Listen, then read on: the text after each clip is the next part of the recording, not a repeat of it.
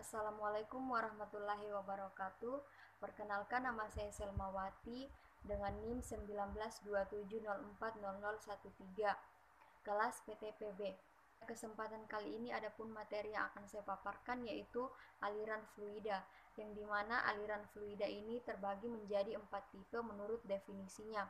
Yang pertama yaitu aliran tetap, yaitu dH per dt sama dengan 0 dan du per dt sama dengan 0.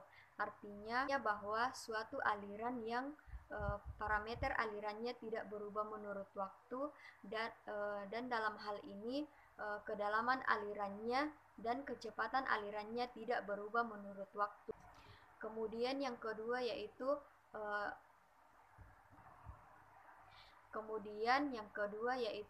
aliran tidak tetap. Nah, aliran tidak tetap ini merupakan kebalikan dari aliran tetap, yang dimana dH per dt tidak sama dengan 0 dan du per dt tidak sama dengan 0. Artinya aliran yang parameternya berubah menurut waktu dan kedalaman aliran serta kecepatan alirannya berubah menurut waktu. Yang ketiga yaitu aliran seragam, yang dimana sepanjang lintasan yang ditinjau perubahan kedalamannya tetap atau sama dengan 0 dan perubahan kecepatannya juga tetap atau sama dengan 0. Kemudian yang keempat atau yang terakhir yaitu aliran tidak seragam, yang dimana parameter alirannya berubah menurut tempat dan kecepatannya juga berubah. Adapun aliran tidak seragam ini dibagi menjadi dua, yaitu aliran berubah lambat laun dan aliran berubah dengan cepat. Selanjutnya yaitu kombinasi ketetapan dan keseragaman. Nah, kombinasi ketetapan dan keseragaman ini dibagi menjadi 4.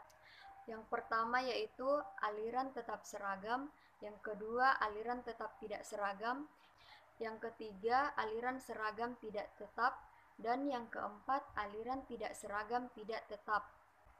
Yang pertama yaitu aliran tetap seragam. Nah, yang dimana kedua parameter tempat dan waktunya memiliki kecepatan tetap terhadap waktu. Yang kedua yaitu aliran tetap tidak seragam. Nah, aliran tetap tidak seragam ini yang dimana kecepatannya tetap pada waktu tertentu dan kecepatannya mengalami pertambahan ataupun penurunan pada waktu tertentu. Kemudian yang ketiga yaitu aliran seragam tidak tetap, di mana du per dt sama dengan 0 dan du per ds tidak sama dengan 0. Artinya bahwa perubahan kecepatan terhadap waktu tertentu tetap atau sama dengan 0. Kemudian perubahan kecepatan terhadap lintasan tertentu tidak tetap atau tidak sama dengan 0. Kemudian yang terakhir atau yang keempat yaitu aliran tidak seragam dan tidak tetap. Perubahan kecepatan terhadap waktu tertentu tidak tetap atau tidak sama dengan 0, dan perubahan kecepatan terhadap lintasan tertentu tidak tetap atau tidak sama dengan 0. Kemudian berikutnya, umumnya aliran diartikan sebagai 3 dimensi, yang berarti parameter-parameter aliran berubah dalam 3 arah koordinat yaitu X, Y, dan Z. Aliran yang paling sederhana yaitu aliran satu dimensi, di mana parameter aliran dapat dinyatakan sebagai fungsi dan tempat pada suatu arah koordinat. Contohnya yaitu misalnya suatu aliran yang melalui pipa tertutup, maka kecepatan di tiap penampang adalah tetap dan hanya berubah sesuai dengan jarak di sepanjang aliran pipa tersebut. Berikutnya yaitu aliran laminar dan aliran turbulen, yang dimana contoh yang disebutkan yaitu dimana ada dua cerobong.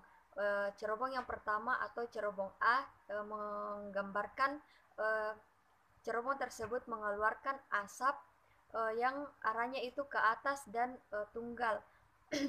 Hal ini menandakan bahwa tidak ada angin yang berhembus sehingga asap tersebut mengarah ke atas. Kemudian pada cerobong yang kedua atau yang B itu memiliki asap yang arahnya itu berputar dan mengarah ke samping. Nah, ini menandakan bahwa adanya angin yang berhembus yang menyebabkan asap tersebut uh, bergerak mengikuti arah arus angin atau mengikuti angin. Hal ini dikemukakan oleh Osborne Reynolds. Kemudian penemuan yang lain yaitu uh, cairan berwarna yang dibawa ke pintu masuk tabung kaca, di mana ketika kutubnya dibuka maka cairan berwarna akan mengalir dan membentuk seperti seutas benang. Lalu ketika kecepatan aliran mencapai nilai tertentu, maka garis cairan berwarna akan menjadi turbulen dan bercampur dengan air sekeliling. Aliran pertama disebut aliran laminar dan aliran kedua disebut aliran turbulen. Reynolds sendiri mengatakan bahwa aliran laminar akan berubah menjadi aliran turbulen ketika kuantitas non-dimensi mencapai jumlah tertentu. Adapun pola aliran yaitu dapat diartikan suatu karakteristik dari garis-garis di dalam alirannya yang disebut garis-garis arus. Sedangkan garis-garis arus sendiri yaitu suatu garis lurus atau melengkung yang terbentuk oleh gerak partikel cairan. Kemudian arah kecepatan menyinggung garis lurus. Artinya tidak ada aliran yang memotong garis tersebut. Kemudian pipa arus dapat diartikan sebagai sekumpulan garis arus yang diawali dan diakhiri dengan lengkung tertutup. Kemudian lintasan arus sendiri yaitu garis yang menunjukkan lintasan dan gerak partikel. Mungkin itu saja materi yang dapat saya sampaikan, kurang dan lebihnya mohon dimaafkan. Assalamualaikum warahmatullahi wabarakatuh.